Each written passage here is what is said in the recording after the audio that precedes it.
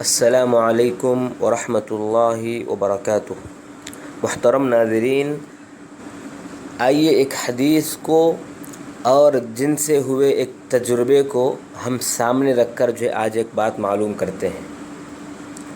حدیث سنانے سے پہلے میں آپ کو ایک بات بتا دوں کہ میں ایک انسان کا علاج کر رہا تھا۔ اس پر جو جن سوار تھا وہ خبیث تھا۔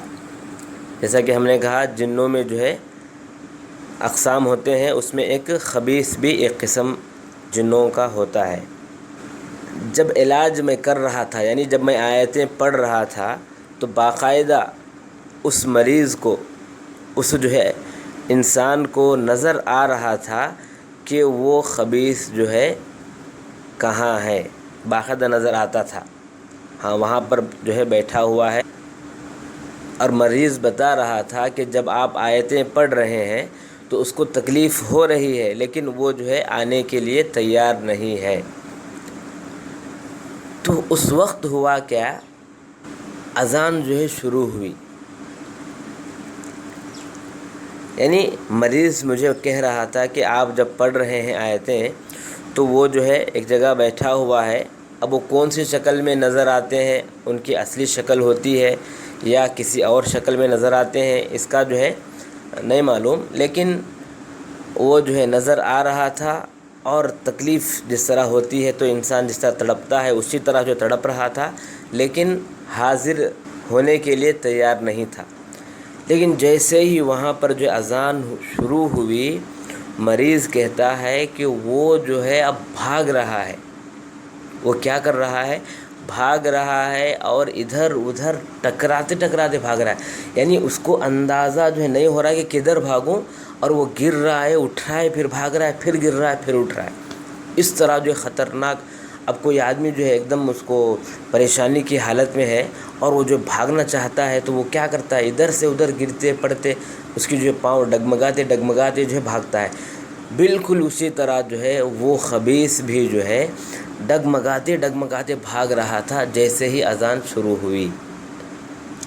اب آئیے حدیث میں آپ کو سناتا ہوں۔ یہ بخاری اور مسلم کی حدیث ہے کہ عن ابی ہریرہ رضی اللہ عنہ قال، ابو ہریرہ رضی اللہ تعالی عنہ فرماتے ہیں کہ قال رسول اللہ صلی اللہ علیہ وسلم، کہ اللہ کے نبی صلی اللہ علیہ وسلم نے فرمایا، اذا نودی بالصلاة ادبر الشیطان وله ذرات، کہ جب اذان دی جاتی ہے تو شیطان بھاگتا ہے، ہوا خارج کرتے ہوئے بھاگتا ہے، یعنی پریشانی کی حالت میں بھاگتا ہے۔ حتی مع التأذین، کہاں تک بھاگتا ہے؟ وہاں تک بھاگتا ہے جہاں تک اذان کی آواز نہ آئے۔ ہاں، وہاں تک بھاگتا ہے۔ فَإِذَا قَضَى النِّدَاءَ أَقْبَلَ، جب اذان ختم ہو جاتی ہے تو پھر واپس آتا ہے۔ حَتَّى إِذَا ثُوِّبَ لِلصَّلَاةِ، یہاں تک کہ نماز کے لیے اقامت بولی جائے۔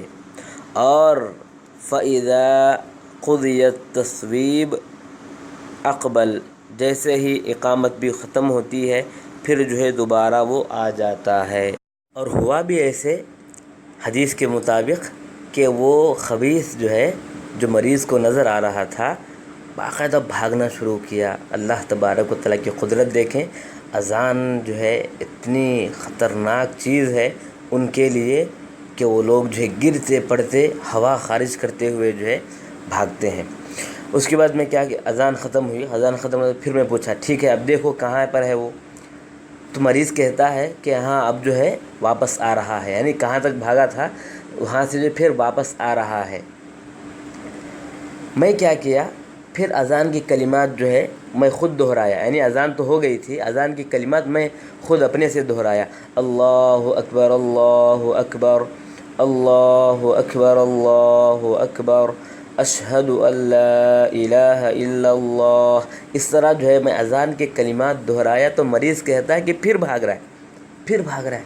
تو معلوم ہوا کہ اذان کے کلمات سے اس کو تکلیف ہوتی ہے۔ اذان کے کلمات جیسے ہی سنتا ہے وہ بھاگتا ہے، اللہ اکبر، اللہ کی تاثیر دیکھیں.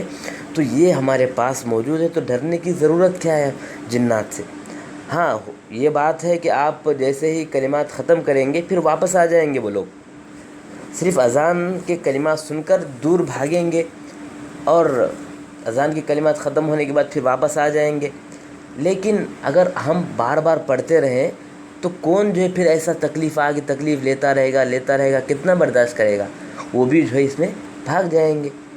یہ ایک جو ہے بات ہے، اللہ تعالیٰ بہتر جانتا ہے. واللہ اعلم بالصواب. اللہم ارنا الحق حقا وارزقنا اتباعه وارنا الباطل باطلا وارزقنا اجتنابه.